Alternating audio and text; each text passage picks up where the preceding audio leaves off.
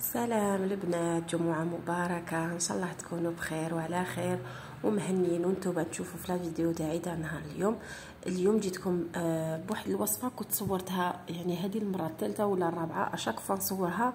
ما يكفينيش الوقت باش نحطها ولا ما نكملش ولا ما يكونش عاجبني لا كاليتي تاع التصوير. دونك اشاك فوا واش يكون عندي وما نحطها لكمش. حتى لهذه المره كنت اشاك فوا نحط فوتو في الانستغرام ولا في الفيسبوك تحوسوا على الوصفه. دونك هذا وين جات لي لوكازيون باش ندير لكم هاد لي بغاسلي بالجوز واللوز اللي يجوا معسلين، حلوه بزاف، بنينه وسهله، يعني مكوناتها ماشي بسيطه، ما نكذبوش على روحنا، بصح يعني الطريقه تاعها سهله وبنينه. دونك هاد الحلوه معسله تقدروا ديروها في لي بواط، تقدروا تسربوها مع المعسلات، تقدروا تمدوها مع لاتاي، تصلح لكلش. لهنا قسمت معاكم حبه، شوفوا الطراوه والتعسال. لهنا بورطون كان عندي يومين ملي درتها، تقعد هكذاك معسله.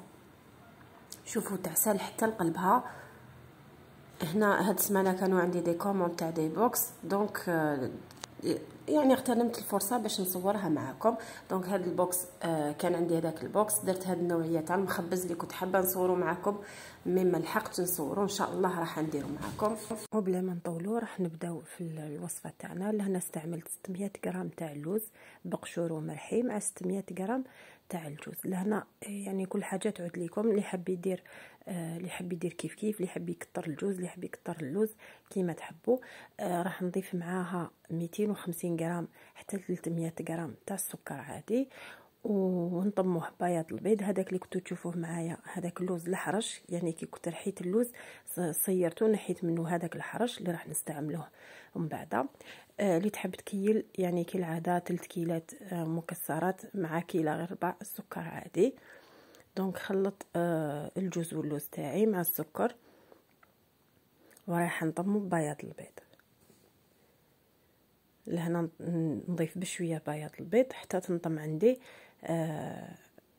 عندي عجينه طريه، ما لازمش نجريوه بزاف وما لازمش يكون يابس. لهنا شوفوا كيفاش راني نخدمه بيدي، يعني نحاول نعاون هذاك السكر باش يذوب، ودائما ما نزربوش نضيفوا البياض حتى يجرى لنا.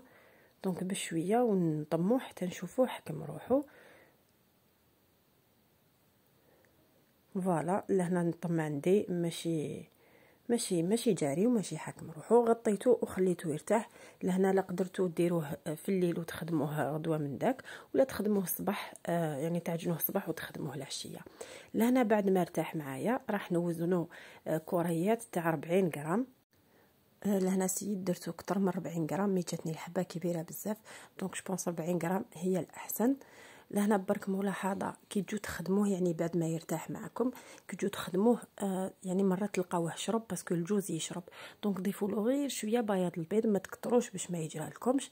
اذا لقيتوه عادي ما شرب لكمش يعني شكلوه عادي بلا ما تضيفوا له والو.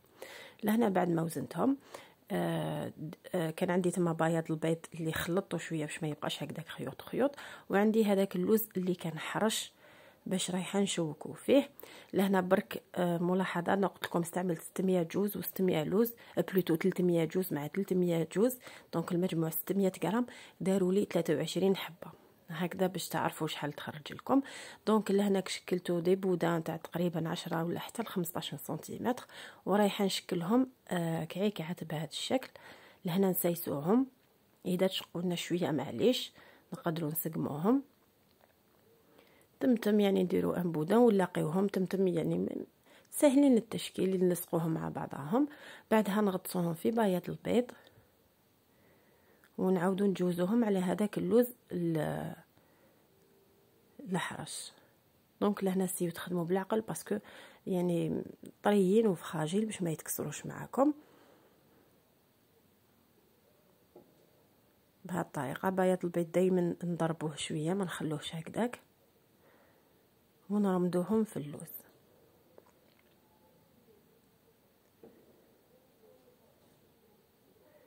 يعني نكمل حتى تكمل عندي كامل لا كونتيتي اللي درتها.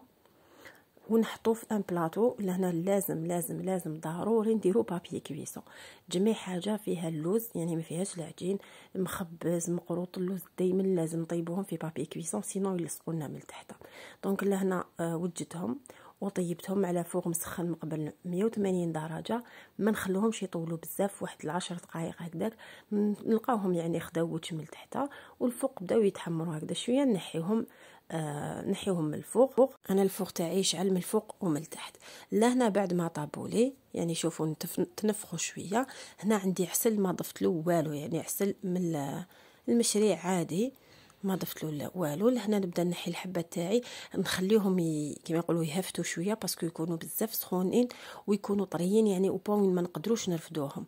دونك ديجا هاد الحبه يتقسمت لي تالمون طري. دونك نسيسوهم ونروحوا معهم بلا عقل باش نعسلوهم باسكو طريين بزاف.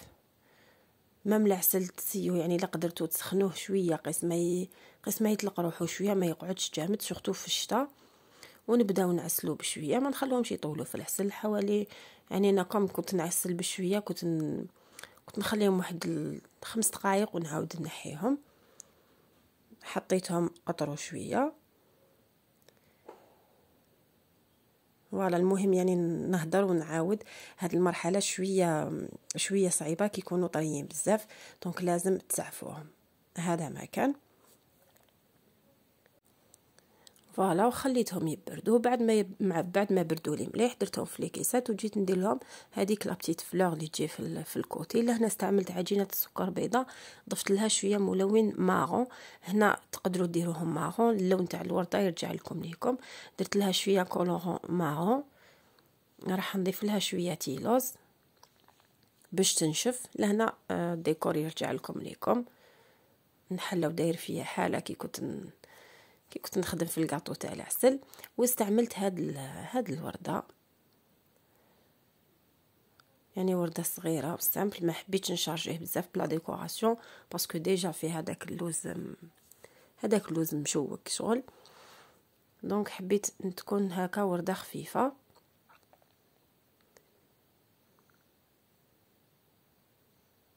فوالا ولصقتها، يعني جيت لصقتها في الكوتين. استعملت الغراء الغذائي، تقدروا تلصقوهم تاني بالجلوكوز. ولصقتها في الكوتي وبقات اخر لمسه اللي هي هذيك اللمسه الدوغي في الوسط باش تبان مليح هذيك لا فلور. كيما تقدروا تخلوهم هكذايا جوست في قلب هذيك تاع النواره. مسحت عليها مسحه خفيفه بالدوغي.